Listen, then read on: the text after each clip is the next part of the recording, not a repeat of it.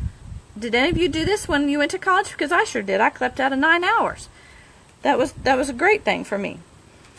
Did you also know that your child can take a AP class, an AP test, even if they have not taken the AP class? Now, if your child's a good test taker and they did exceptionally well in the class, you can try taking an AP test, and depending on what they make on the test is what they would get in the class. Now, all these options are so much cheaper and much more affordable than actually taking a class the freshman year of college. So think about these things. They would really help your child graduate on time, or perhaps graduate with a double major. Just gives them a little head start. And like I said, it works for high school and college. Now, do you have a subject that you feel like you can't teach? See if you can barter. We're doing chemistry this year, and I did not even take chemistry in high school, and I did not really know what we were going to do about the labs. So I realized I had a friend at church that is a chemist, and so I decided to contact him, and he was just thrilled over the moon to be able to help us. And we're going to do some intensive someday with him and get all of the chemistry lab done, but he was more than willing to help, and it was something very exciting for him. Also, you can join a co-op. We've done science labs through a co-op. We've done drama through a co-op, music, all kinds of stuff. Or you can hire a tutor. There's also options where you can take an online class with a live teacher if it's something you're not comfortable teaching, and they might need some help with that. Now, all the things that we've talked about today can be found on schoolhouseteachers.com. Now, I'm telling you, there's a ton of information on there. And let's look at some of it. Hang on just a minute.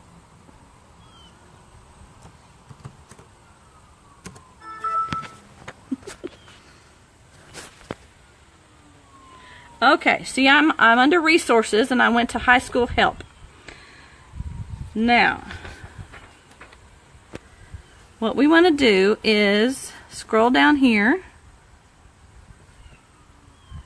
And there are 4 articles down here. College Success Begins at Home. I have that article pulled up here. And this is actually an ebook that is 116 pages. And I started reading it this week, and I'm telling you, it is full of information. It has got some great stories about how different parents worked with different students and found ways that they would help them, and encouraging, inspiring stories, stories about how to do all kinds of stuff. So I would recommend reading that one. Another one to read would be Homeschooling the High Schooler, From Transcripts to Graduation. Another good, see, that one is 82 pages. Another good resource of stuff. And I would encourage you to go in and look at that. There's also a Schoolhouse Planner. Now, this has 400 pages. So we're not going to go through all the 400 pages, but I'm going to let you look at the table of contents. If you wanted to pick and choose which pages you actually print, they have different kinds of calendars. They have double page, single page, 1 year, 2017 or 2018. They have lined calendars. They have all kinds of articles about how to, for the parent and for the child. They have informational lists, like books of the Bible, and Latin roots, Greek roots, poetry, measurement conversions, 13 colonies, U.S. presidents, history timeline. So there's all kinds of stuff in here. There's homeschool forms. There's planners, course of study, academic goals, weekly goals, daily goals. It's important to have goals so your child knows where they're going. It has a place to keep attendance if your state requires that. It has week at a glance. It has a high school transcript if you wanted to use that one. Course of study has all kinds of checklists, and I'm not going to go through that all, but it is some great information. Now, let's go back to our main page here. And we're going to keep going down. Here we have the academic weighting for transcripts. It tells you, if you're looking at some of the classes on schoolhouseteachers.com, what to give them as far as how many credits. This is the Apple Core reading system, record keeping, sorry, and we're going to go over that some other day because that's a really neat system. Has some college help and some career exploration there. Here it has some high school printouts. Now this is all kinds of organizational charts and different transcripts and different planners that you can print out and use to help you stay organized and to help you stay focused. Now this is the high school planner that I showed you about. There's quick links also. Have some great information. If you go to Homeschool Laws by State, this takes you to the HSLDA website, and it gives you actual information according to which state you live in and the requirements for homeschooling in that state. Now, the classes with credits takes you to a page that has some of the recommendations from schoolhouseteachers.com about the different classes in our high school area that might count as credit classes for you. Now, this doesn't mean it's a complete list. You can make anything a credit class. My daughter's doing the government class, and all she needs is half a credit, and it's 18 weeks long, and it has work every day. So she's doing that for her government half credit. It's not listed on here, but I know it will work, so we're gonna use that. Now, there are many, many, many resources on schoolhouseteachers.com that will help you. So read, ask questions on our Facebook group page. Lots of things in there that we can help you with. But you know what? Sometimes we get too caught up in the credits and core classes and grades and transcripts and essays. But let's not. God reminded me of one important thing as I was reading and studying for all this today. Good character matters. And it's one of the reasons that I decided to homeschool my kids, is so that I can impart God's wisdom into them. And so high school for my kids, and probably for yours, needs to be a foundation of good character. High school is a time to strengthen their walk with God, encourage them to have a quiet time, and to pray for God's wisdom. They need to see us in our daily walk, having our quiet time and seeking God for wisdom. We need to develop their leadership skills and strengthen their study habits, teach them how to make good friends and keep them. We need to teach them how to learn and teach them how to be teachable. That's a very important skill that employers look for later down the road. College professors look for that too. We need to love them, listen to them, give them opportunities to grow and to learn and even fail. Because that is actually a skill, to learn how to fail and get back up again and figure out what you did wrong and how to fix it for next time. We only have these kids for a short time, so let's not waste it. Deuteronomy 6:7 in the Bible tells us, "You shall teach them diligently," them meaning the laws of God. "Teach them diligently to your sons, and talk of them when you sit in your house, and when you walk by the way, and when you lie down, and when you rise up." In other words, we're supposed to teach our student God's laws and His words all the time through our regular activities. So as you prepare your students to enter high school, maybe you're already there like I am, remember this. What is our goal? Yes, we want to have a good student, and that needs to be one of our goals. But our main goal needs to be to raise a godly adult. Thank you. I hope you have a great day.